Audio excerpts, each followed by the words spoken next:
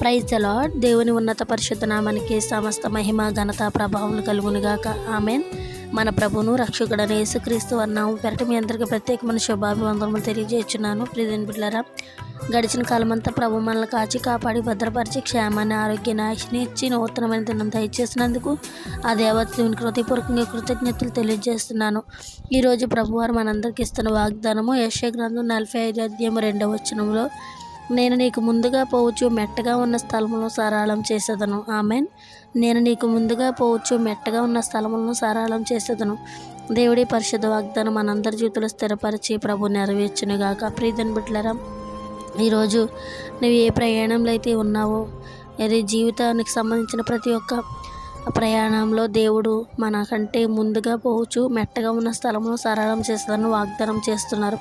అది ఉద్యోగ విషయంలో, వ్యాపార విషయంలో, ఆత్మీయ జీవితంలో నువ్వు ముందుకు కొనసాగుతున్నప్పుడు నీకంటే ముందుగా ఆయన వెలుచు ఏ యొక్క ప్రదేశాలు, ఏ యొక్క స్థలాల్లో నీకు బాధను వేదనను కలగజేస్తున్నాయో ఆ బాధ వేదన కలగజేసి కొండ వంటి సమస్యలను చదును భూమిగా చేస్తానని, సరళం చేస్తానని ప్రభు వాగ్దానం చేస్తున్నారు. ఈ వాగ్దానం ప్రభు మనందరి జీవితంలో స్థిరపరిచి నెరవేర్చునుగాక. ఆమెన్.